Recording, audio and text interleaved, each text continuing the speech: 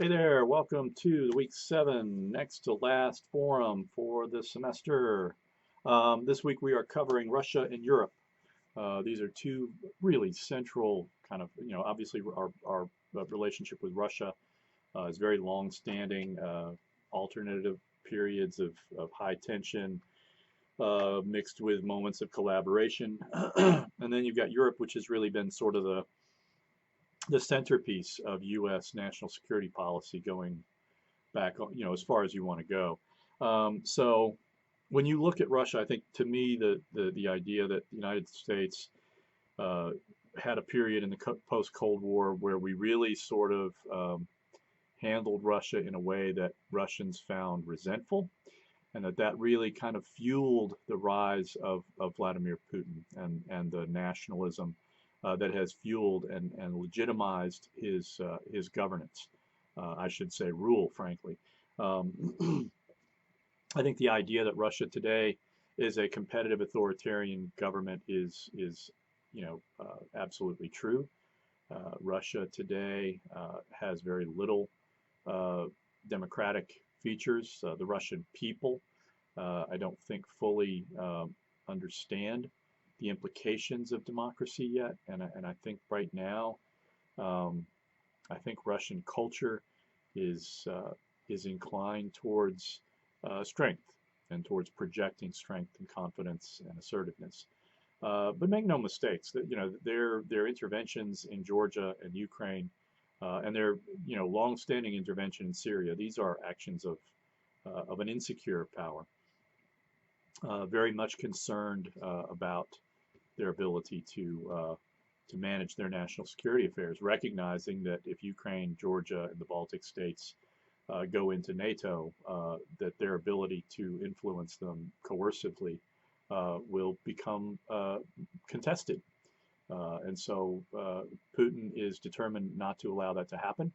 I think any of the groups that are picking Russia as sort of their country or region to analyze, I think you have to recognize that Russia is highly prickly about its near abroad and very well prepared to make any kind of westward expansion of NATO or anything else highly costly. So I think we also need to recognize that Russian interventions, in terms of cyber, war and cyber interventions, all the hacking that's going on. I don't believe the notion that Russian hackers have no relationship with the Russian government. I think they're all highly integrated into intelligence. I think Russia does have intelligence agencies that do hacking as well, but I think a lot of these private contractors uh, basically take marching orders from Putin. Um, I think the future of U.S.-Russian relations is going to depend on what happens in a post-Putin Russia.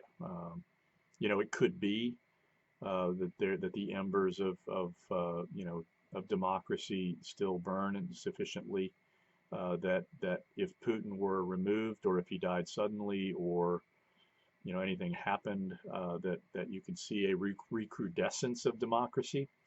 I would not rate those odds very highly in the near term, although maybe somewhat higher than in China, where again the question of the Chinese Communist Party's hold over China is a question. It's just not as much of a question as in Russia.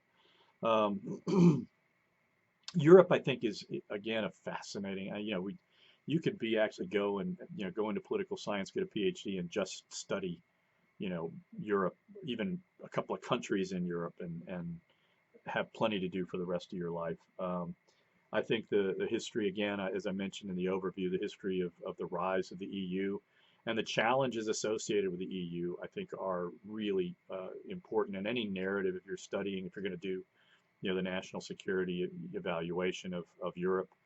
That's a really complex issue because we don't know to what extent in the future European nations are going to speak with one voice through the EU, or are you going to increasingly see more and more discordance and greater difficulties of the EU to coordinate? And if the EU can't do those things, to what extent is the EU kind of outliving its usefulness? You always have to remember, though, that a big part of what makes the EU work is Germany's willingness for it to work. Um, I think that Angela Merkel's passing from the scene is a very important event.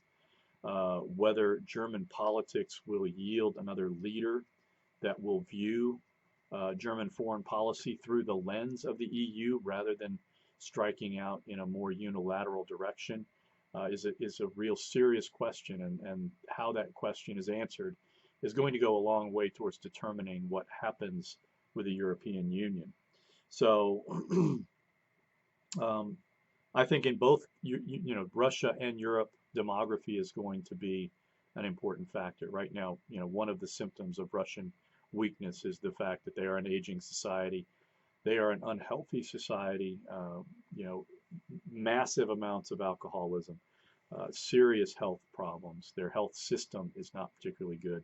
We have no idea what the consequences of the COVID crisis are. They haven't really, I don't think they've been honest.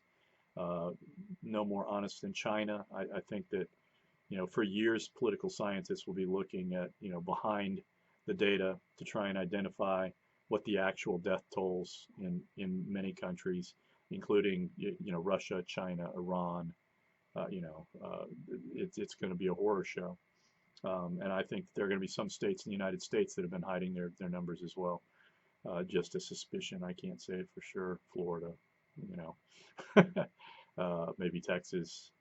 You just don't know. So the fact that Europe and Russia both have aging demographics puts pressures on them, puts pressures on their economies in ways that introduce stress, and stress produces more confrontational politics. I think it'll be very interesting to see what happens individually in different European countries with sort of the nativism that is emerging, the anti-Muslim sentiment. These are all things that I think are valid for studying. And again, remember, you know, this chat, all this stuff kind of ends in 2018. A lot of stuff has happened since then. So there's a lot of things that we can discuss in terms of what's going on going forward. So anyway, I think these are two fun chapters. It's a lot less material, so let's dig in and have a fun week.